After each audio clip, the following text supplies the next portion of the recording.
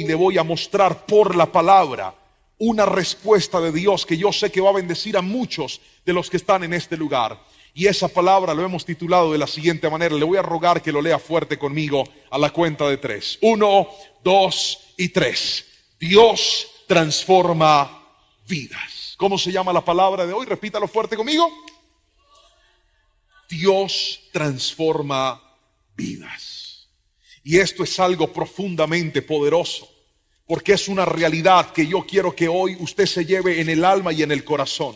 Y es esta: no importa cómo ha sido tu vida, no importa si fue muy aplaudida o fue muy ignorada, si fue muy relevante o fue muy insignificante, mi Dios transforma las vidas. Y le voy a mostrar la historia de un joven que tuvo que experimentarlo y tuvo que vivirlo. Y para ello me encantaría que me acompañe a la palabra del Señor. Al primer libro de Samuel, capítulo 16, voy a leer el versículo 1 y luego pasaré al versículo 10 hasta el versículo 13, como siempre en la Nueva Traducción Viviente.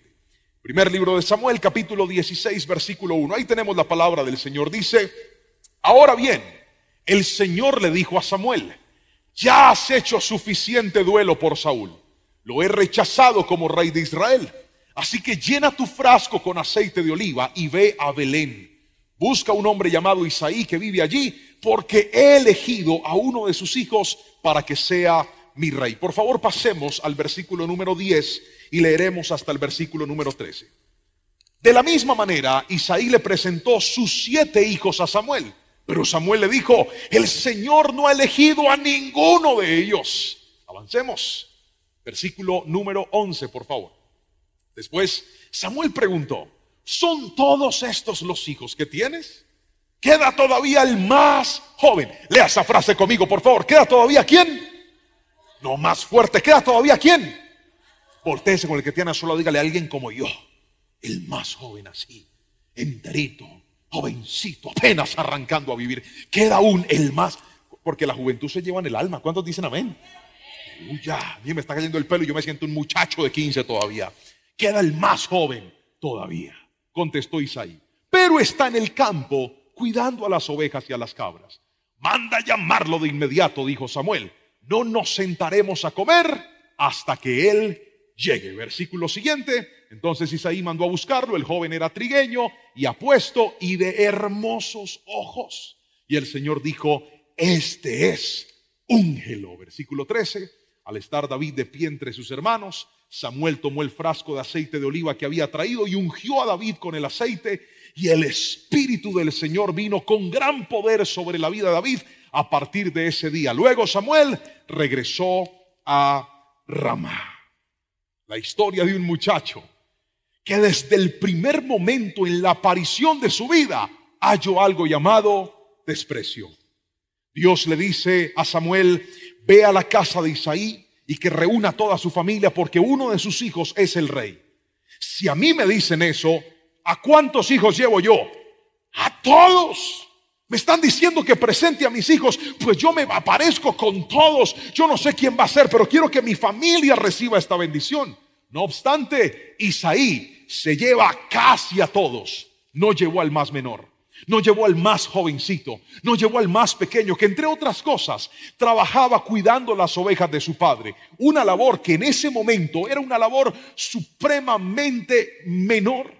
En la escala de los oficios, ser pastor de ovejas era casi que el trabajo más insignificante. Y ahí estaba David. Su papá ni siquiera se tomó el tiempo de llamarlo. Pero me encanta que en este capítulo la Biblia dice que Dios lo que mira es el corazón. Y vengo a hablarte de parte del Señor para decirte esto. Tal vez en tu ocupación, tal vez en tu labor, tal vez en el sentido de tu historia, en el sentido de tu vida no hay mucho que mostrar. Pero te tengo buenas noticias. Cuando se trata de alguien que califique para que Dios le transforme la vida, Dios no está mirando lo que todo el mundo está viendo. Dios no te está calificando de acuerdo al estándar que todo el mundo te está calificando. Puede que tu historia sea pequeña, pero si tu corazón es grande, calificas para que Dios transforme tu historia. Y hoy vengo de parte del cielo a decirte: así como Dios ha hecho cosas grandes por otros, también las va a hacer contigo, en el nombre poderoso de Jesús. Y si alguien lo cree, le voy a pedir que me diga un fuerte amén en esta preciosa noche.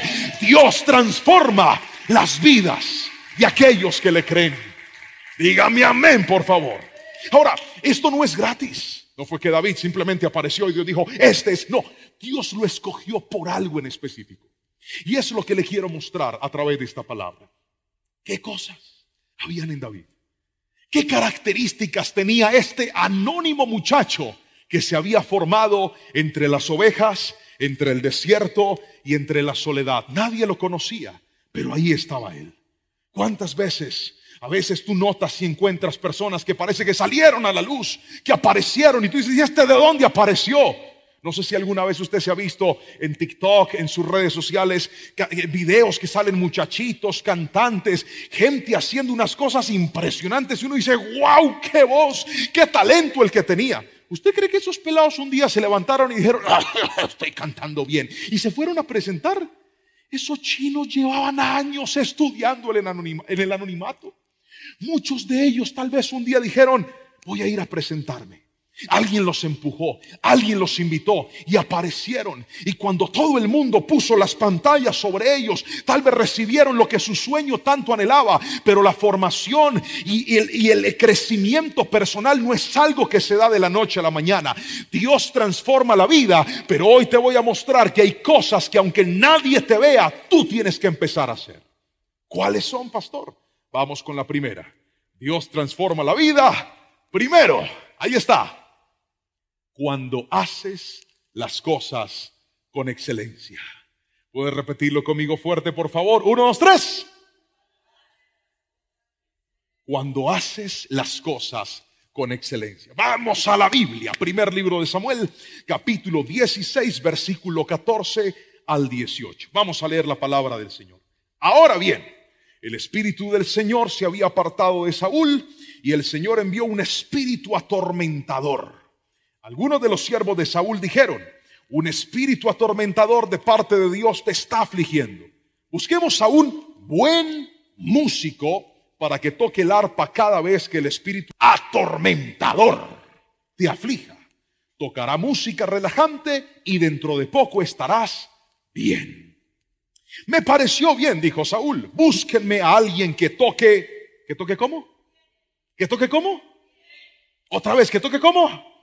Que toque bien y tráiganmelo.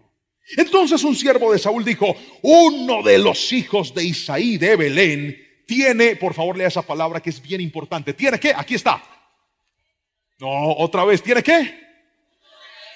Mucho talento. Pero siga la descripción, para tocar el arpa. No solo eso, es un guerrero valiente, un hombre de guerra, de buen juicio. Y aquí viene algo interesante, también es bien parecido. Y el Señor está con él. ¿Qué descripción la de un anónimo muchacho llamado David? ¿Sabe por qué? Porque cuando usted cultiva la excelencia, usted se crea una reputación. Cuando usted trabaja en hacer las cosas bien, al principio puede que no lo conozcan, pero algunos sí lo van a reconocer a usted.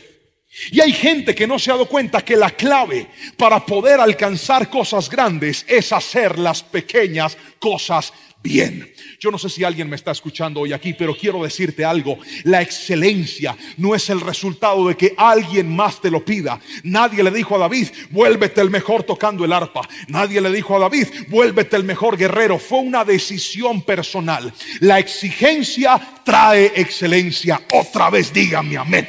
La exigencia trae excelencia. Pero una cosa es que alguien te exija y otra cosa es que tú mismo te exijas. ¡Qué silencio! Ahí había que decir amén. No se ría, diga amén. Eso es. Exíjase a usted mismo. A ver, vamos a hacer un ejercicio. ¿Cuántos algún día se metieron a clases para aprender a tocar guitarra? Mano arriba, yo los veo. A ver, levante las dos para que se vean más. Quiero que la dejen bien arriba, a ver, yo los veo. Ahora déjela arriba el que siguió hasta aprender. Ay, ¿qué pasó? ¿Por qué tantas manos se cayeron? Hay una cosa difícil cuando usted va a aprender a tocar la guitarra. Con el permiso del guitarrista, me voy a colgar esta guitarra rosadita. Personal. Cuando usted va a aprender a tocar guitarra, ¿qué necesita usted para poder volverse un buen guitarrista? ¿Un buen profesor? ¿Usted necesita tener una buena guitarra? ¿Usted necesita estar mucho tiempo en clases? Usted necesita pasar tiempo a solas con ese instrumento y practicar hasta que lo haga de manera excelente. Pero hay gente que cree que la excelencia es el resultado de hacer cosas a veces. No, querido. La excelencia no es el resultado de hacer cosas a veces. La excelencia es el resultado de hacer cosas con disciplina y de hacerlas siempre. ¿Sabe por qué hay gente que no ha desarrollado excelencia? Porque empiezan pero no terminan. Porque arrancan pero dejan todo tirado. Hoy quiero decirte algo. Dios ha preparado cosas grandes para ti, pero te tienes que disciplinar, porque Dios hace lo imposible cuando usted ha hecho lo posible. ¿Y sabe cómo se hace lo posible?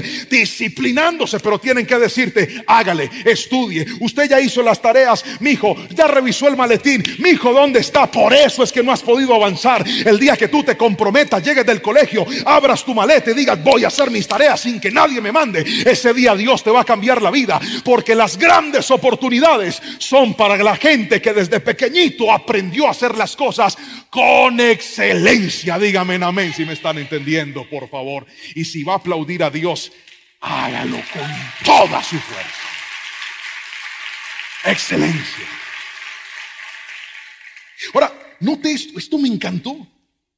David no se preparó para trabajarle al rey.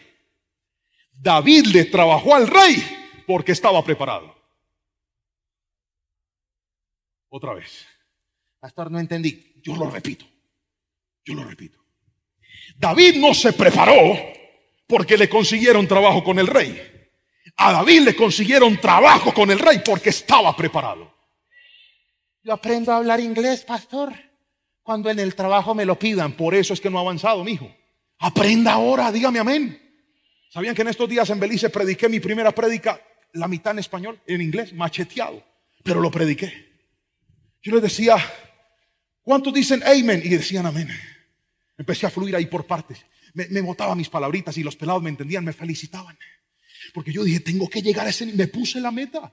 Dije: algún día voy a predicar en inglés. ¿Y usted cómo cree que lo voy a lograr? De rodillas diciendo: Padre, por favor, unge esta lengua, ponla a temblar, Padre. No tengo que estudiar. ¿Alguien dice amén? Deje de ser vago. Padre, que el profesor se le olvida hacernos el examen. Cámbiame la nota, Espíritu Santo, por favor. Ponme 5 ahí donde hay 1. Ay, te lo ruego. No, así no es. Usted tiene que levantarse a estudiar. Cuando usted hace las cosas con excelencia, Dios le transforma la vida. Dígame amén, por favor, en esta noche. Más excelencia son más oportunidades que Dios te va a abrir. ¿Por qué? Porque a mi Dios le gusta que las cosas se hagan bien hechas. Esa es bendición de parte del Señor. Ahora, no solamente la excelencia. Permítame mostrarle lo segundo que había en David. ¿Están listos, muchachos? Vamos. Segundo punto, léalo conmigo fuerte. Dios te transforma la vida cuando actúas con obediencia y responsabilidad. Los que están ahí conectados, llegó la hora de que me llame. Los padres de familia que tienen a sus hijos, siéntelo, dígale: venga que les van a hablar. Alístelos. Todos los que están aquí, agárrese de la silla, porque lo que viene está elegante. Obediencia y responsabilidad. Vamos a la Biblia y luego le explico. Dice así la palabra del Señor. Primer libro de Samuel, capítulo 11, versículo 16. Es lo primero que quiero que leamos. Muy bien. Después Samuel preguntó: ¿son estos todos los hijos que tiene? Todavía queda el más joven, contestó Isaí. Este está en el campo cuidando las ovejas y las cabras. Note algo: aunque David era joven, no era un desocupado.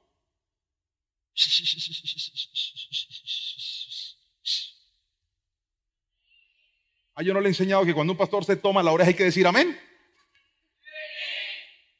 Era joven, pero no era desocupado. ¿Sabe por qué hay muchachos que no tienen expectativas de una vida superior? Porque no hacen nada por la vida. Si usted no se ocupa, el enemigo le va a ocupar la mente con basura. Porque la mente desocupada es laboratorio del diablo. Ocúpate, mijo. Ponte a hacer algo. Lave los zapatos. Deje de andar con los zapatos cochinos. Lávele la suelita. Límpielas. Vaya, lave los calzoncillos, la ropa interior. No le da pena a la mamá limpiándole el frenazo a usted. Gas, ese trabajo es suyo. Usted ya está grande.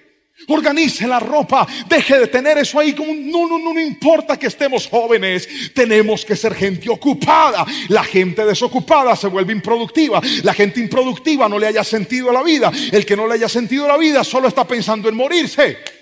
Ocúpate en algo y vas a ver la bendición de Dios. Pero sigamos, que hay más citas. Primer libro de Samuel 17, capítulo 17, pero vamos a leer el versículo 15, por favor. Primer libro de Samuel 17:15. ¿Qué dice? Pero David iba y venía. ¿Para qué? Otra vez. David iba y venía. Para aquí, y miren aquí. En este momento, ya David había sido contratado por el rey Saúl. Esto que usted está leyendo es póstumo a la contratación de David en el palacio. David era tan buen músico que el rey dijo: dile al papá que me lo deje aquí permanentemente, porque toca muy bien. Necesito que él esté todo el tiempo aquí. Ahora David tenía dos trabajos. Trabajaba para el rey, pero mire lo que dice la Biblia. David iba y venía para ayudar ¿a quién? A su padre con las ovejas de Belén. No solamente era un muchacho trabajador, también era un muchacho responsable. Y es que cuando usted aprende a ser responsable con lo poco, Dios le entrega más. Señor, llévame a las naciones. Y Dios dice: y oigan, no predica ni en la casa y quiere ir a las naciones. Señor, llévame a viajar por todo el mundo, quiero ver tu gloria. Y Dios dice: ¿quiere ver la gloria? Tienda la cama, mijo. Arranque por aquí cerquita. Porque las grandes responsabilidades no están reservadas para los irresponsables. Están reservadas para el que es fiel en lo poco. Por eso la Biblia dice: el que es fiel en lo poco, en lo mucho lo pondré. En ese mismo capítulo, quiero que leamos ahora del versículo 17 hasta el 20. Dejemos que sea la Biblia la que nos hable hoy. Mire pues, verso 17. Un día, Isaí le dijo a David: toma esta canasta de grano tostado, estos 10 panes, y llévaselos deprisa a tus hermanos. Y dale estos 10 pedazos de queso a su capitán. Averigua cómo están tus hermanos y tráeme un informe de cómo les va. Siga conmigo, por favor. Los hermanos de David estaban con Saúl y el ejército israelita en el valle de Ela, peleando contra los filisteos. Así que temprano a la mañana siguiente, David dejó las ovejas al cuidado de otro pastor y salió con los regalos, como Isaí le había indicado. Llegó al campamento justo cuando el ejército de Israel salía al campo de batalla dando gritos de guerra. No me quite ese versículo y por favor míreme acá, todos aquí. Este versículo tiene dos principios ahí encriptados. Se los voy a mostrar. Primero, obediencia. Dice así que temprano en la mañana siguiente David dejó las ovejas al cuidado de otro pastor y salió con los regalos como Isaí le había indicado. Escriba por favor: obediencia es hacer lo que me piden. Otra vez, obediencia es hacer lo que me piden que haga. Si usted no aprende a desarrollar obediencia, no va a poder calificar para una vida diferente. Porque hay gente que no le gusta obedecer lo que le piden, quiere hacer lo que mejor le parece. Míreme a los ojos y escuche lo que le voy a decir. A mayor desobediencia, más clasifica usted para fracasar en la vida. Porque detrás de todo gran fracaso hay alguien que desobedeció. La obediencia está conectada a la bendición. Si no, vaya a leer lo que dice Deuteronomio capítulo 28. Las bendiciones de la obediencia. Si usted no desarrolla un espíritu obediente, usted no va a ver una vida distinta. Si usted no desarrolla un espíritu obediente, usted no va a poder calificar para las grandes cosas del Señor. Estás en la casa, te mandan a hacer algo y no lo quieres hacer. La obediencia te califica, la obediencia te forma, mijo. Yo recuerdo cuando estaba en la casa y mi mamá me mandaba a hacer algo. Me decía: necesito que por favor trapee la casa. Griten amén todo el que un día lo mandaron a lo mismo. Pero griten amén, yo los quiero ver con fuerza. Todos el que agarraron a la mechuda alguna vez también. A ver, yo los veo. Trapeé la casa y yo decía: Padre Santo de la gloria, listo. Y yo no quería trapear porque joven que se respete vive cansado. ¿Sí o no? Uno no hace nada pero vive cansado, como con anemia ahí llevado. Ganas uno como de morirse. Algunos se levantan por la mañana. Oye, pero no me trajeron casi agua, llave. Se levantan por la mañana el sábado que no van a estudiar y dicen, uy, no, qué pereza uno madrugar. Y se levantan a las 10. Y sabes, son tan descarados que a las 10 de la mañana estiran y dicen, estoy tan cansado. Y se acuestan a dormir otra vez. Siguen durmiendo. No tan bárbara. Y usted le pregunta, ¿usted qué quiere hacer cuando grande? Astronauta, quiero conquistar el mundo. Aparece la mamá. Mamá que se respete, sabe interrumpir el tiempo de descanso. Llegó la hora de desahogarse. Levanten las dos manos y griten. Aprovechen que lo están escuchando. Mamá que se respete, sabe interrumpir un buen tiempo de descanso. Griten. Por favor, ayúdenme a trapear. Entonces iba uno con el trapero y arrancaba uno, ¿verdad? Y dele. Y empezaba usted a trapear. Y ahí iba. Y venía. Y esa responsabilidad que a ratos era, ¿cómo me ven? ¿Cómo me ven? Impresionante. El Señor me usa poderosamente. Mire, y esa responsabilidad que le enseñaba a usted a obedecer una instrucción, aunque no quería obedecerla, harto que le ayudaba. Porque de repente aparecían mis hermanos llamados Isabel y Jaime Andrés. Ay, si me pisaban. Cuando yo los veía, quieto ahí, ni se le ocurra pasar, no ve que está mojado. Pero yo no había visto. Y en ese momento, obedeciendo, aprendí a entender por qué mi mamá, cuando estaba trapeando, quería que todos flotáramos en la casa. Amén o no amén. La mamá casi no quiere que uno respire. Mamá, cómprame la nube de Goku, yo vuelo. Pero no lo dejaban a uno. Y es que hay momentos donde al ser obediente aprendes a ser responsable. Y aprendes que hay cosas que en la vida no son fáciles, pero te tienes que esforzar. Yo no sé si alguien me está diciendo amén. Y yo aprendí que antes de llegar a las naciones y tomar micrófonos para predicar, tenía que aprender a ser responsable. Y tenía que aprender a ser obediente. ¿Quiere ver la gloria de Dios sobre su vida? Dios le entrega grandes proyectos a gente obediente. Dígame amén si me están entendiendo, por favor. Lo mandaron a hacer algo, hágalo, que en la obediencia hay bendición. Pero es que yo no entiendo por qué. Hágalo, que no se trata de la razón, se trata del carácter. Cuando eres obediente, Dios va a formar tu corazón y lo va a transformar en un buen corazón. Al obediente se le abren puertas, pero al desobediente se las cierran en la cara. Diga conmigo, seré. Repita, levante la mano derecha y diga, seré. Fuerte, diga, seré una persona obediente. Gríteme en amén y alaben al Señor con fuerza. Eso. Entonces, la obediencia es hacer lo que me piden. Pero aquí viene otra y es responsabilidad. El versículo no solamente nos habla de obediencia, también nos habla de responsabilidad. ¿Cuál es la diferencia entre la obediencia y la responsabilidad? Escuche esto. Obediencia es hacer lo que me piden. Responsabilidad es hacer lo que debo hacer aunque nadie me lo pida. Voy a volverlo a repetir. Obediencia es hacer lo que me piden. Responsabilidad es hacer lo que debo hacer así nadie me lo pida. Isaí le dijo a David, llévale la comida a tus hermanos que están en la guerra. Esa fue la orden. ¿Qué hizo David al siguiente día? Se fue sin que nadie le dijera nada y dejó las ovejas de su papá al cuidado de otro pastor. ¿Sabe qué es eso? Responsabilidad. Qué parecido a los muchos muchachos cuando están haciendo una tarea y el papá o la mamá les manda a hacer otra. ¿No ha visto? De repente está ahí lavando y viene la mamá y le dice, ¿me puede ir a comprar un caldo de gallina Nor a la tienda? ¿Y qué hacen los muchachos de hoy en día? Póngase de acuerdo. O sea, ¿lavo la ropa o traigo el ricostilla? Es que no la entiendo. Que una cosa y que la otra. No, deje de pelear, sea responsable. Dígale, ok, mami, ya voy, termine ahí y vaya y haga lo otro. Pero hay gente que se enoja, usted es un irresponsable. Hay momentos donde nos van a pedir cosas que no nos van a gustar. ¿Quieren que les confiese cuál fue la mía? Le pedí a los muchachos que me colocaran una imagen tétrica, dolorosa, que yo odiaba en mi infancia. A ver si la tienen lista. Claro que sí. Les va a aparecer en un instante una imagen ahí de un lugar que yo detestaba. Yo le debo confesar que una de las cosas que más yo le pedí a Dios cuando me iba a casar era, Señor, que llegue el día donde ya yo no tenga que hacer eso. ¿Están listos? Mírelo. Lavar el baño. Y aparecía mi mamá, es que mi hijo hoy le toca lavado el baño. Y venía mi mamá con unos artículos diabólicos. Ay, Señor, ¿cuántos se acuerdan de esto? Grítenme amén, por favor.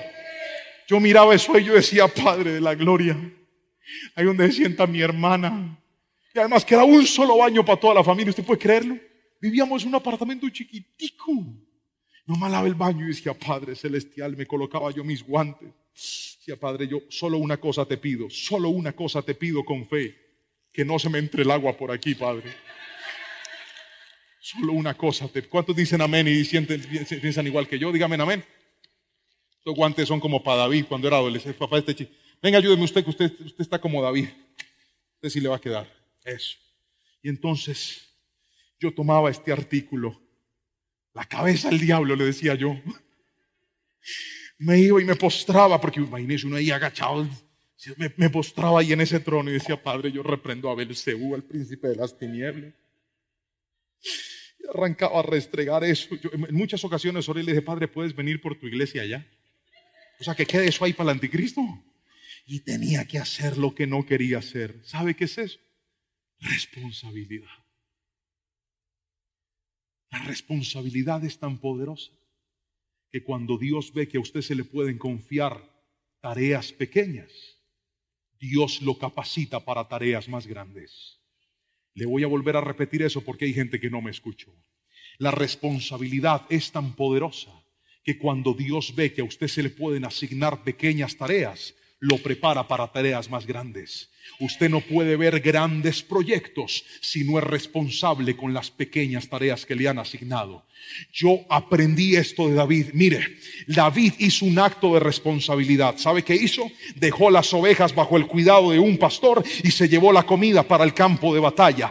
David se fue con comida, pero fue tan responsable que regresó con la cabeza de Goliat, porque lo último que se imaginó David es que ese día Dios le iba a cambiar la vida. Dios dijo, este muchacho ha defendido esas ovejas, ese muchacho ha sido respetuoso, ese muchacho ha sido obediente. Yo sé que si lo coloco como el nuevo rey, seguirá siendo una persona responsable. ¿Quieres que Dios te coloque en lugares de privilegio? Haz las cosas bien en tus lugares de anonimato. ¿Quieres que Dios te levante en lugares especiales? Haz las cosas bien en los lugares que no son tan especiales, porque Dios no está viendo tus aplausos, Dios no está viendo cuántos seguidores tienes, Dios no está viendo cuántos me gustas tienes. Dios está viendo el carácter de una persona que ha aprendido a ser obediente y responsable. Cuando desarrollas eso, Dios te va a transformar la vida. Dígame amén, por favor, y alaben al Señor. Llévese la cabeza al diablo. Responsabilidad. Responsabilidad. Entonces, quiero que vaya conmigo al tercer y último principio. Y con este voy a terminar. Voy a pedirle a la persona del piano que suba. Eso significa que en realidad ya voy a terminar. Y es esto: Dios te transforma la vida. ¿Lo puede leer conmigo fuerte? 1, 2, 3. No, necesito que en serio lo lean todos fuerte. 1, 2, 3. ¿Sabe qué es honrar a Dios? Honrar a Dios es darle el primer lugar a Él. Honrar a Dios es tomar la decisión de que Dios no sea algo en mi vida. Honrar a Dios es tomar la decisión de ponerlo en el centro, en el primer lugar, como la persona más importante de mi vida. David no tenía dinero, pero David honraba a Dios. David no tenía fama, pero David honraba a Dios. David fue despreciado por su padre, pero David honraba a Dios. Déjeme contarle la historia, por tiempo no lo voy a leer, pero le voy a decir las citas para que si usted lo quiere leer en su casa, vaya y lo verifique. Primer libro de Samuel, capítulo 17, desde el versículo 29 hasta el versículo, desde el versículo 23 hasta el versículo 39. David llegó al campo de batalla, efectivamente, como su papá lo mandó. Cuando llegó allá, se encontró con sus hermanos, que al parecer poco querían a David. Aquí en Colombia, cuando una persona nos delata, ¿cómo le decimos? No se vayan a ofender los que están en otro país. Aquí les decimos sapo. Hermano menor que se respete, en algún momento de su vida fue un... Entonces David no gozaba del gran afecto de sus hermanos, sobre todo los mayores que estaban en la guerra. Les llevó la comida y ellos le dicen: ¿usted qué está haciendo aquí? No, pues vine a traerles comida. Y en ese momento que David estaba en este lugar, escucha que el ejército de los filisteos tiene a un soldado muy alto en estatura y muy fuerte, gritando insultos e improperios contra el pueblo de Dios, pero también contra el mismo Dios. Cuando David escuchó eso, se le subió la sangre a la cabeza. Miró a todo el ejército y dijo: ¿aquí es que nadie va a matar a este man o qué? O sea, ¿ustedes van a permitir que él siga hablando así de Dios? Y todo el mundo estaba asustado porque era un gigante. Y dicen: no, es que el que lo mate le van a dar unos premios. ¿Qué premios le van a dar? Le apareció la avaricia a David. ¿Qué premios? Le dicen: no, pues el que lo mate, dice que ya la familia queda exonerada de impuestos. David dijo: uy, eso está bueno. O sea, no hay que pagar predial, servicios, nada. Exonerado. ¿Cuántos les gustaría un regalo de eso? ¿Se imagina usted? De por vida. Exonerado, gloria a Dios. ¿Y qué más? Y el rey dice que una hija de esas que tiene la bonita se la va a dar de esposa. David dijo: uy, yo aquí feo y soltero, ahí me arreglé la vida. Ahí fue. David dice: y los hermanos, cuando lo ven preguntando, en lugar de decir: ese es mi hermanito, qué valiente, empiezan a despreciarlo. Cállese la boca, usted que hace aquí metido preguntando, usted no es un guerrero, vaya para allá, deje de ser chismoso, deje de ser metido, brinque aquí. Persona a la que Dios le vaya a cambiar la vida, persona a la que Dios haya reservado para cosas grandes, tendrá que atravesar en alguna o en varias etapas de la vida el desprecio. Voy a volver a repetir. Persona a la que Dios reservó para cosas grandes tendrá que atravesar en alguna o en varias etapas de la vida el desprecio. ¿Y sabe de quién vino el desprecio? De la gente que más cerca estaba de David, de su propia familia. ¿Cuántos muchachos a veces dicen: pastor, yo sé que Dios me puede cambiar la vida, y a veces pero me viven tratando que yo soy lo peor, que yo no salí inteligente, que yo no voy a ser capaz, que yo salí tapado, que yo sirvo para irme a trabajar, que qué aspiraciones tengo? Ese desprecio a veces viene de tu propia familia. Pero yo te voy a decir algo: cuando Dios le pone los ojos a alguien y decide transformarle la vida, por encima de cualquier rechazo y por encima de cualquier desprecio, Dios te va a poner en lugares de honra y de privilegio si aprendes a honrarlo a Él. Deja de desgastarte y decir: es que la gente no me alaba. No tienes que recibir las alabanzas de nadie. Toma lo que tienes en el alma y dale la gloria al Señor. David dijo: no, yo no voy a permitir que este tipo siga hablando mal de Dios. Le voy a dar su merecido. Se fue ante el rey y le dijo: Saúl, yo lo quiero matar. Saúl se quedó mirando y le dijo: ¿usted no es el del arpa? Sí, pero yo lo mato. ¿Estás seguro, mijo? Sí. Muy pequeño, estás muy joven. Vuelven otra vez a despreciarlo. Como cuando usted tiene un sueño y está animado y alguien viene y le corta las alas. Pero cuando usted honra a Dios, una cosa es lo que el hombre le diga y otra cosa es lo que Dios ha puesto en su corazón, querido. Dígame amén si me está entendiendo. Y le dijo: yo lo mato. ¿Sabe por qué? Porque cuando vienen los osos, cuando vienen los leones, cuando vienen las bestias a comerse las ovejas de mi padre, yo los mato y defiendo a las ovejas. En otras palabras, David ya conocía que Dios lo respaldaba en momentos difíciles. Y cuando usted honra a Dios, usted ha visto la mano de Dios en momentos pequeños, también la va a ver en momentos grandes. Voy a volverte a repetir eso. Cuando aprendes a honrar a Dios, así como viste su mano en momentos del pasado que eran más situaciones más insignificantes, vas a ver su mano ahora en situaciones más grandes de las que estás viviendo. Saúl le dijo: listo, ponte mi armadura. Y David se la puso en obediencia, porque se acuerda que era obediente. Se pone esa armadura. Venga. Más o menos era una cosa así. Saúl era un hombre grande, hombre de guerra. Se póngase la armadura, Davidcito. Mírelo. Mire eso, parece un espantapájaros. Haga así como si le pesara. No, este fue la chiripiorca el chavo, no más así. Está viendo mucho chavo usted. David le dice: me pesa mucho, yo con esto no me puedo mover.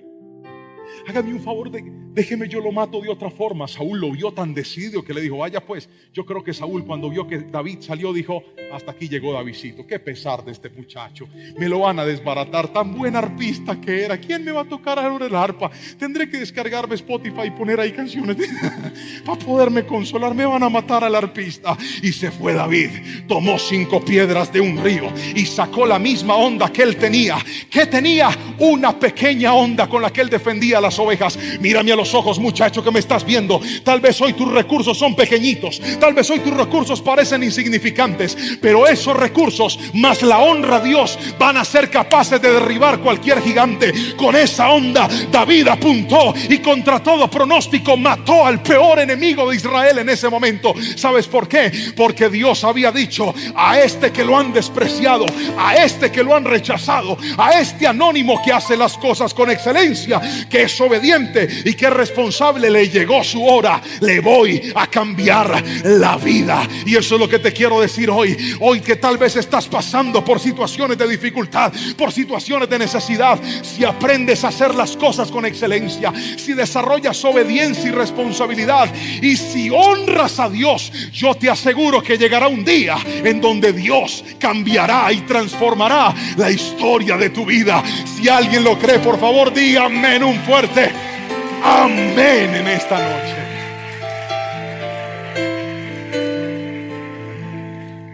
Y yo voy a orar por todos aquellos que al exponer su vida contra los focos de esta palabra, y cuando se encienden esos 3 ítems que hoy mencioné, hacer las cosas con excelencia, hacer las cosas con obediencia y responsabilidad, y honrar a Dios.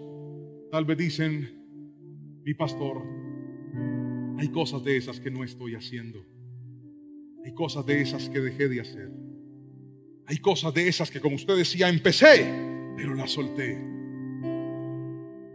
Hoy es la noche de decirle, Dios, yo sé que tú me puedes cambiar la vida, pero hay cosas que yo debo hacer, y claramente hoy aprendí cuáles son. ¿Alguien necesita esa oración? ¿Alguien necesita esa oración? Póngase sobre sus pies, por favor. Levante sus manitos al cielo y le va a decir conmigo al Señor en esta preciosa noche, Espíritu Santo, vamos, repita conmigo, diga, Espíritu Santo, hoy recibo tu palabra, hoy creo en mi corazón. Vamos, dígalo conmigo, diga, hoy creo en mi corazón que tú puedes transformar mi vida. Hoy creo en mi corazón que tú puedes hacer cosas poderosas y grandes con mi historia. Pero hoy me comprometo a hacer las cosas con excelencia. Saca la mediocridad de tu vida. Deja de creer que haciendo las cosas mal, de cualquier manera, Dios te va a reservar cosas grandes. No, Dios le reserva cosas grandes al que hace las cosas con excelencia. Y aunque por momentos y aunque por alguna temporada estés en el anonimato, las grandes oportunidades alcanzan a los que se preparan aún sin esperarlas.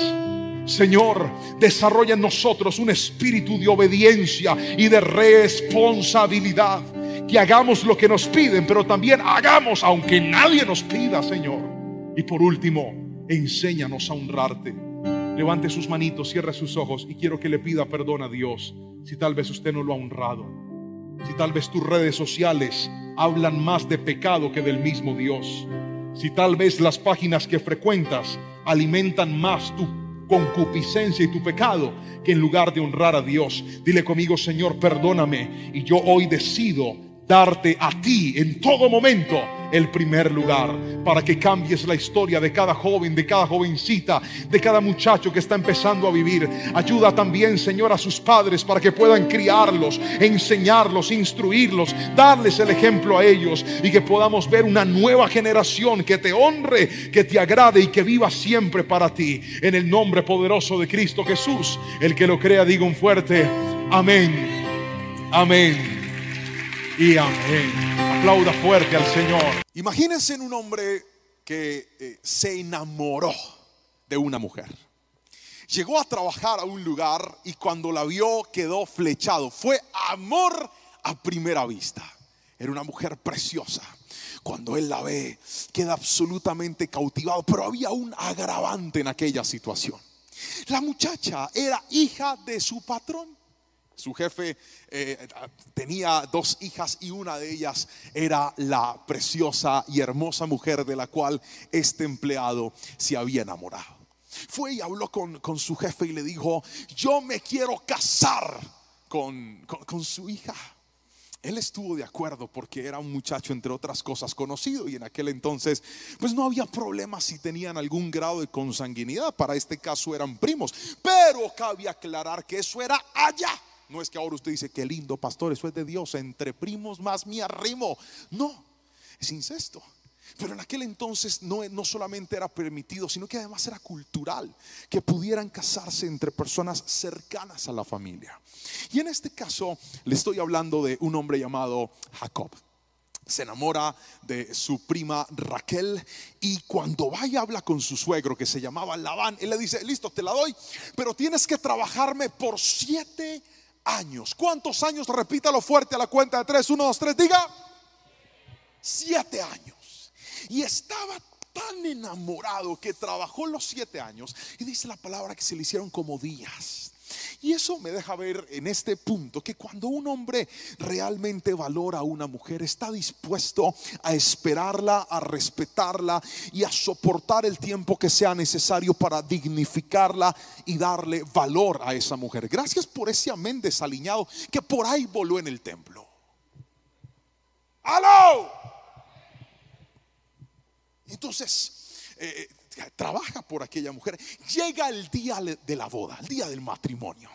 Pues no había alumbrado público, no había escenografía y nada de esto. Tal vez era un matrimonio a la luz de la vela o a la luz de la luna. Y ahí llegó su esposa. Se la presentan, se la traen, seguramente ataviada, es decir, cubierta. Él no la veía, pero dentro de su corazón la ilusión. Levante la mano los que ya están casados, por favor. Mano arriba los casados.